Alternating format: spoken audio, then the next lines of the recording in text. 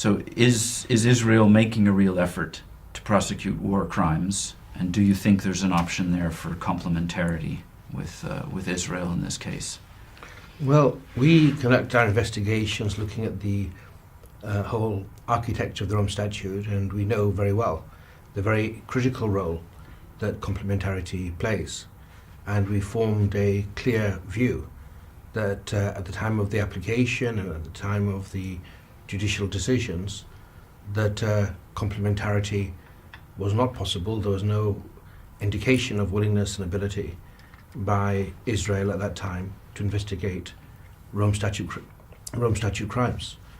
But it's important also to recall that the door to complementarity is one that can be opened by states, and it's clear what's needed.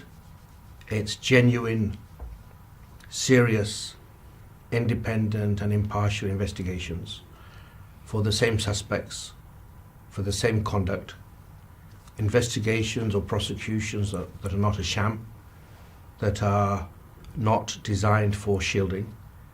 And of course there's many very good judges in Israel and many good lawyers in Israel. That's never been the question. The question is, have those judges, have those prosecutors, have those legal instruments been used to properly scrutinize the allegations that we've seen in the occupied Palestinian territories in the state of Palestine? And I think the answer to that was no, but I hope there can be a reconsideration. And there's an issue of sovereignty here. It's down to states to decide the modalities that they say meet the domestic requirements. In some systems, a director of public prosecutions will commence a case. In some systems, an attorney general will instigate a case, same conduct, same suspect. That's the legal constant that's required by the jurisprudence of the International Criminal Court. And in some systems, investigating judges may be appointed that independently and forensically review the information. And if that is done effectively, then the door to complementarity could be opened, and it could be the basis of an admissibility challenge. But these are hypotheticals at the moment because it requires action by the state concerned. Has there, as far as you know, been any genuine effort to look into the actions and acts of Benjamin Netanyahu or Yoav Gallant since the court affirmed your arrest warrant? Well, at the moment, I haven't seen that. I mean, there's been a denial that crimes have been taking place or that have taken place. There's a denial in many areas. But that can also be revisited by independent investigating judges or prosecutors, law enforcement, to look at the allegations and to review the conduct against the yardstick of the international obligations under the Geneva Conventions and under the domestic obligations of the State of Israel. And that's a sovereign prerogative.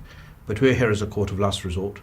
And at the time of the application and at the time of the decision, and as we speak right now, we haven't seen any real effort by the State of Israel to take action that would meet the established jurisprudence, which is investigations regarding the same suspects for the same conduct.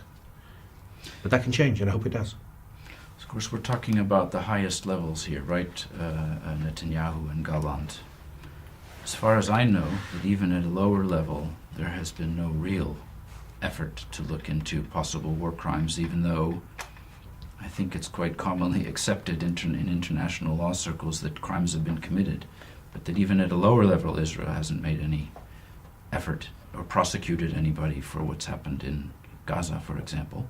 Well, it goes back to my earlier answer, Anthony, that unfortunately, for a long period, there was a complete denial of any alleged criminality, a denial of any conduct that fell below the standards that's required by the Geneva Conventions or by Israeli law. And that, of course, made things difficult to assess complementarity, or put it the other way around, it made it easy because there's a complete denial of any wrongdoing, and so not a willingness to actually grasp the nettle of truth and to investigate it. But the point is that can change. Sometimes states, individuals can reassess the national interest and what's the proper thing to do before warrants are applied for. They can decide to do that after warrants are applied for. And in the meantime, we're doing what we have to do. The judges have done what they have to do, and we're investigating independently and impartially. But like in every other situation, we hope that states will step up and fulfill their international law obligations. And that's what I hope happens in every situation, not just Israel and Palestine. I hope states can deal with the impunity gap effectively, and certainly with Israel there is qualified people. The issue is willingness to properly put those processes into gear, not when it comes to allegations in the state of Israel, but what hasn't been done is allegations that pertain to the state of Palestine, to the occupied Palestinian territory, and that's a matter for Israel to review and to decide what's the appropriate thing to do. And in the meantime, we're here as a court of last resort, and we're doing our job to the best of our ability, and the judges have spoken now.